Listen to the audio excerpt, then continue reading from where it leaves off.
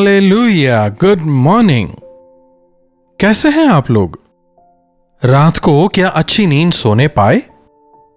प्रभु के अनुग्रह को मांगने के लिए क्या तैयार हैं?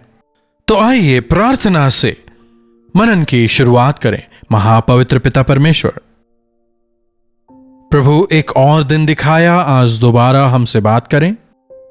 प्रभु जीवन में आने वाले हर संघर्षों पर जयवंत होते हुए आगे बढ़ने की कृपा दिखाएं। यीशु के नाम से प्रार्थना मांगते हैं, आमीन। प्रभु परमेश्वर की महिमा हो। क्या आप हर रोज प्रभु के वचनों को सुन रहे हैं? वचन कौन सुना रहा है, उपदेश कौन सुना रहा है, यह जरूरी नहीं। परमेश्वर उस वचन के जरिए आपसे क्या बात कर रहे हैं, यह काफी आवश्यक है।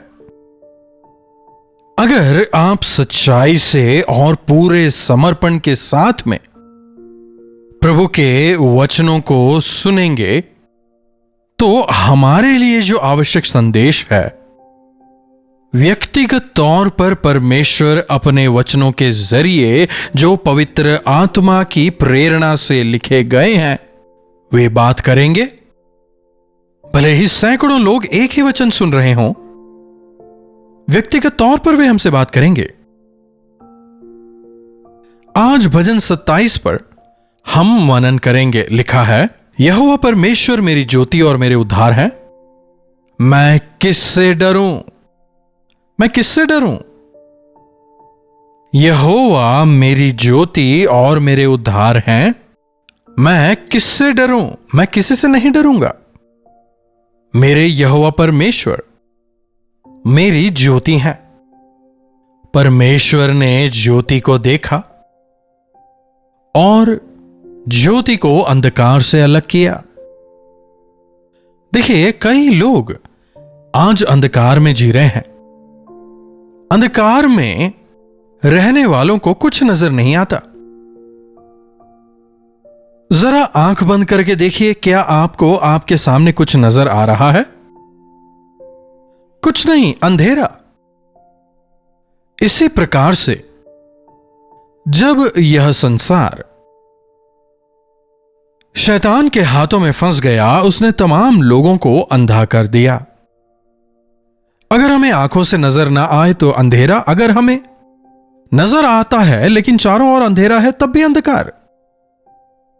अंधेरे में कहां जा रहे हैं नहीं पता, क्या कर रहे हैं नहीं पता, अंधेरे में हम कैसे हैं वो भी नहीं पता। संसार जो है अंधकार से भरा हुआ है। संसार अज्ञानता से भरा हुआ है। कई लोग इस संसार में कर क्या रहे हैं उन्हें नहीं पता, लेकिन फिर भी करते जा रहे हैं। कई बार जीवन में जब विकट परिस्थितियां सामने आती हैं, अनायास ही मुंह से निकल आता है ना, अरे पता नहीं क्या हो रहा है, कुछ समझ नहीं आ रहा, मैं क्या करूं कुछ समझ नहीं आ रहा, किससे मदद मांगूं कुछ समझ नहीं आ रहा, किससे बात करूं नहीं पता, मुझे किस और जाना है मुझे बिल्कुल समझ नहीं आ रहा, कौन सा निर्णय सही रहेगा मुझे बिल्कुल नहीं पता है, बहुत असमंजस है, बहुत कंफ्यूजन है। हम कई बार ऐसा कहते हैं ना। सबों के जीवन में ऐसी परिस्थिति आती ही है, क्योंकि हम सभी इस अंधकार से भरे हुए संसार में जी रहे हैं। और शैतान का हमेशा यही प्रयास होता है कि वो हमें डराए, हमें घबराए, हमें कंफ्यूजन में डाले, असमंजस में डाले, घबराहट पैदा करे। कौन सा निर्णय लेना है, सही निर्णय लेने से हमें रोकता है और अनजाने में ही हमें जाल में फंसा देता है। दाऊद के जीवन को देखिए। परमेश्वर से अभिषेक पाने के बाद उसके जीवन में कई सारी दिक्कतें हैं, समस्याएं हैं। तुरंत ही वो राजा नहीं बन गया। मैंने बार बार इस बात को कहा है, आप भी पढ़िएगा। करीब करीब 13-14 साल गुजर गए हैं। उसे समझ नहीं आ रहा जीवन किस ओर बढ़ रहा है। ऑफ कोर्स उसके बाद भी जो गलती की उसकी वजह से भी परेशानियां सामने आती हैं। लेकिन इन तमाम के बीच में दाऊद के जीवन से एक चीज जो आप और हम सीख सकते हैं, चाहे कितनी ही भयंकर परिस्थिति क्यों ना हो, चाहे कितना ही घोर अंधकार क्यों ना हो, चाहे कैसी ही विकट समस्या क्यों ना हो, कैसा ही भयंकर कंफ्यूजन क्यों ना हो, भले ही कुछ भी समझ नहीं आ रहा हो, मेरे परमेश्वर मेरे साथ हैं। मैंने अपने भरोसे को अपने परमेश्वर पर लगाए रखा है। मेरे परमेश्वर मेरे ज्योति हैं। दृढ़ता से दाऊद कह रहा है, प्रभु हमारे मन की आंखों को खोलते हैं। जिन चीजों को हमारी नग्न आंखें नहीं देख पाती, पवित्र आत्मा हमारे मन की आंखों को खोलते हैं कि हम उन चीजों को देख सकें। इसीलिए दाऊद प्रार्थना करता है, आपके धर्मशास्त्र के महान कार्यों को देखने के लिए मेरे मन की आंखों को खोलें। समझ रहे हैं? हमें अगर पता हो कि आगे खड्डा है तो हम सावधान रहेंगे। आगे समस्या है, अगर हमें पता हो तो हम तैयार रहेंगे। अज्ञानता की वजह से आगे खाई है, नहीं पता होने की वजह से हर किसी पर आंख बंद करके विश्वास कर लेने की वजह से अंधकार में फंस जाते हैं और फिर वहां पर तड़पते रहते हैं। इसलिए आवश्यक है कि हम वचन को हमारे पैरों का दीपक बनाएं। मुझे याद आता है जब मैं नीलगिरीस की पहाड़ों में इरुला जाति के बीच में सेवकाई किया करता था। उनके पास पहुंचने के लिए हमें ऊंची ऊंची पहाड़ों को पैदल ही पार करना होता था। कोई स्ट्रीट लाइट्स नहीं, केवल टॉर्च की रोशनी, और रास्ते भी कोई चौड़े रास्ते नहीं, सकरी सकरी पगडंडियां। थोड़ा सा भी पैर अगर इधर उधर चला जाए शायद हम गहरी खाई में गिर जाएं। इसीलिए सुरक्षा के लिए आवश्यक था कि हम उस टॉर्च की रोशनी में ही लगातार बढ़ते जाएं। घोर अंधकार से भरे इस संसार में अगर प्रभु के वचन की रोशनी में हम चलते जाएं तो स्वर्ग के राज्य में पहुंचने पाएंगे। आपके वचन मेरे पैरों के लिए दीपक हैं और इसीलिए प्रभु की रोशनी को मांगना है, वचन की अगुवाई को, प्रभु की इच्छा को मांगना है, जानना है और उसके अनुसार हमें बढ़ना है। प्रभु के वचनों को पढ़ना है। जहां प्रभु का वचन होता है वहां रोशनी होती है। जहां प्रभु का वचन निवास करता है वहां प्रभु का सानिध्य बिल्कुल प्रत्यक्ष तौर पर रहता है। हम उनके सानिध्य का अनुभव करने पाते हैं। दाऊद अपने जीवन में मनुष्यों पर भरोसा नहीं करता, परिस्थितियों के सामने नहीं झुकता, तकलीफों को देखकर नहीं घबराता, विरोध को देखकर रुक नहीं जाता, बल्कि कहता है कि मेरे प्रभु मेरे लिए काफी हैं। मुझे रास्ता दिखाने वाले मेरे प्रभु मेरे साथ हैं। मुझे हर खतरे से बचाने वाले मेरे प्रभु साथ हैं। वे ही मेरी ज्योति और मेरे उद्धार हैं। मुझे बचाने वाले, मेरी रक्षा करने वाले, मुझे किसी से भी डरने की जरूरत नहीं। मैं बार बार इस बात को दोहराता हूं, परमेश्वर से डरने वालों को किसी और से डरने की जरूरत नहीं। और जो लोग परमेश्वर का भय नहीं रखते वे तमाम अन्य चीजों से डरते हैं, सबसे डरते हैं। हर चीज का भय होता है। क्या आप हर चीज से डरते हैं? या फिर चाहे मैं घोर अंधकार से भरी हुई घाटी से होकर चलूं, फिर भी किसी हानि से ना डरूंगा, इस हिम्मत के साथ आगे बढ़ते हैं। कुकर्मी जो मुझे सताते और मुझसे बैर रखते, मुझे खा डालने के लिए मुझ पर चढ़ाई की, तब वे ही ठोकर खाकर गिर पड़े।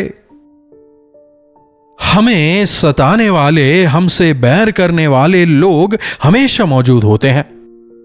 आलोचना करने वाले, बहसबाजी करने वाले, परेशान करने वाले, तकलीफ पैदा करने वाले, दुखी करने वाले, निंदा करने वाले। कहीं आप तो ऐसे नहीं? प्रभु पर विश्वास करने वालों को निंदा करने वाले नहीं, निंदा सहन करने वाला होना चाहिए। दुखी करने वाले नहीं होना, बल्कि दुखी करने वालों को क्षमा करने वाले होना है। प्रभु को जानने वालों के जीवन से प्रभु का प्रेम झलकने पाए। बुराई को बुराई से नहीं बल्कि भलाई और प्रेम से हमें जीतना है। दाऊद कह रहा है, कई सारे लोग हैं जो मेरे बैरी हैं, मुझे सताने वाले हैं, लेकिन मैं नहीं डरूंगा। चाहे सेना भी मेरे विरुद्ध छावनी डाले, मैं नहीं डरूंगा। सेना छावनी डाले, एक बड़ी सेना भले ही सामने आ जाए, ऐसे भले ही सैकड़ों लोग सामने आ जाएं, एक ही बार में, एक ही झटके से। कई बार हमारे साथ भी ऐसा होता है ना, सारी समस्याएं एक साथ आ जाती हैं। परिवार में समस्या, आर्थिक समस्या, बीमारी, सब कुछ एक साथ। नौकरी में समस्या, दोस्तों के साथ समस्या, कलीग्स के साथ समस्या, टीचर्स के साथ समस्या, सारी समस्याएं एक साथ। और उस दबाव में आप परमेश्वर की आलोचना करने लगे, आप निराश होकर अपने आप को दोष देने लगे, परमेश्वर से बलवा करने लगे। इसीलिए शैतान अनेकों प्रयास करता रहता है। एक बात हमेशा अपने दिमाग में गांठ बांध के रख लें, भले ही इंसान आपकी प्रशंसा करें या आपकी आलोचना करें, भले ही आपको अप्रिशिएट करें या डिस्करेज करें, अगर आप उन पर निर्भर रहेंगे तो अवश्य हार जाएंगे। क्योंकि वे जो कुछ आपके लिए कह रहे हैं वैसे आप नहीं हैं। अगर वे आपको बुरा कहें तो आप बुरे भी नहीं हैं, बहुत अच्छा कहें तो बहुत अच्छे भी नहीं हैं।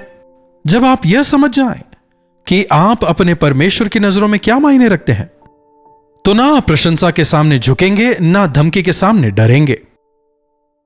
भले ही मेरे सामने सेना छावनी डाले, फिर भी मैं नहीं डरूंगा। चाहे मेरे विरुद्ध लड़ाई ठन जाए, फिर भी मैं हियाव बांधे निश्चिंत रहूंगा, क्योंकि मेरा भरोसा मेरे प्रभु पर है। वे ही मेरी सुरक्षा के ढाल हैं। मेरे प्रभु मेरे किला हैं, एक किले की दीवार की तरह वे मेरे चारों ओर हैं, इसलिए मैं नहीं डरूंगा। क्या आप समस्या में हैं? क्या अपने क्या पराए सभी मिलकर आपके खिलाफ खड़े हुए हैं? क्या शारीरिक तौर पर आप बलहीन हैं? क्या आर्थिक तौर पर आप टूट चुके हैं? क्या मानसिक तौर पर आप बिखर गए हैं? यीशु मसीह पर भरोसा रखें, उन्हें जकड़ लें। क्या असमंजस में है, कुछ समझ नहीं आ रहा? प्रभु मेरे मन की आंखों को खोलें, मेरी परिस्थिति को समझने में, इस स्थिति को समझकर इससे बाहर आने में मेरी मदद करें। क्या प्रभु से ऐसा कहना चाहेंगे? डरे ना, धमकियों से ना घबराएं, परिस्थितियों से ना डरें, समस्याओं को देखकर अब और कुछ नहीं हो सकता कहकर ना डरें। प्रभु हमारी आशा है, वे हमारे उद्धार और सुरक्षा हैं, हमारे उद्धारकर्ता, हमारे रक्षक। वे कभी भी हमारा हाथ नहीं छोड़ेंगे, हमें अकेला नहीं छोड़ेंगे। केवल जबान से ना दोहराएं, बल्कि अपने विश्वास को उन पर रखें। प्रभु उन समस्याओं पर जय पाने में आपकी मदद करेंगे। प्रभु आपकी ओर होकर आपके लिए युद्ध करेंगे।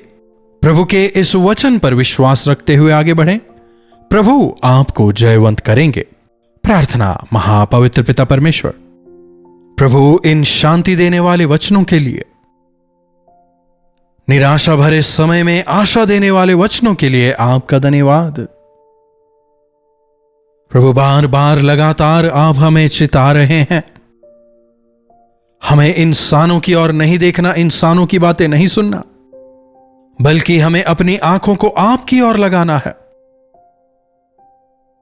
हमें अपनी आंखों को पर्वतों की ओर उठाना है, वहीं से हमारी सहायता आएगी, यह आपका वायदा है। प्रभु संकट के समय में हमारी मदद करें कि हम आपको पुकारने वाले हो जाएं। भले ही हमारे विरुद्ध पूरी की पूरी सेना खड़ी हो जाए, लेकिन हम उनसे घबराने वाले ना हो, बल्कि भयंकर परिस्थितियों के बीच भी आप पर अपने विश्वास को रखते हुए आप ही हमारे शरण स्थान हैं, आप ही हमारे अगुए हैं, आप ही हमारे रक्षक हैं।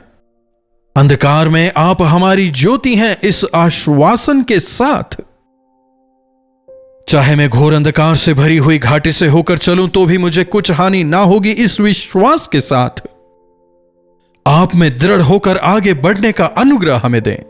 यीशु के नाम से प्रार्थना मांगते हैं, आमीन। अब हमारे पिता परमेश्वर का प्रेम, प्रभु यीशु मसीह का अनुग्रह, पवित्र आत्मा की संगति और सहभागिता हम में से प्रत्येक के साथ आज, कल और सर्वदा बनी रहे, आमीन। प्रभु परमेश्वर की महिमा हो। अपने प्रार्थना विषयों को आप हमें 9884907779 पर व्हाट्सएप वॉइस मैसेज या फिर टेक्स्ट के जरिए भेज सकते हैं। अगर आप चाहें तो आप कॉल करके भी हमसे बात कर सकते हैं। आपसे हम सुनना चाहेंगे, आपके लिए प्रार्थना करेंगे, प्रभु अवश्य चमत्कार करेंगे। आपसे बात करके, आपकी समस्याओं को जानकर और अधिक बोझ के साथ में और अधिक समर्पण के साथ में हम आपके लिए प्रार्थना करते हैं। विश्वास में दृढ़ रहें। प्रभु अवश्य आपको आपकी उस परेशानी से बाहर निकालेंगे। आपके शत्रुओं के सामने प्रभु आपके सर को ऊंचा करेंगे, आपको जयवंत करेंगे। इन्हीं वचनों के साथ आज मैं आपसे विदा लेना चाहूंगा। दोबारा मिलने तक प्रभु का अनुग्रह हम में से हर एक पर बना रहे। कल्वरी दर्शन, ये है प्रेम के दर्शन, यीशु प्रेम के दर्शन। कल्वरी दर्शन, ये है प्रेम के दर्शन, यीशु प्रेम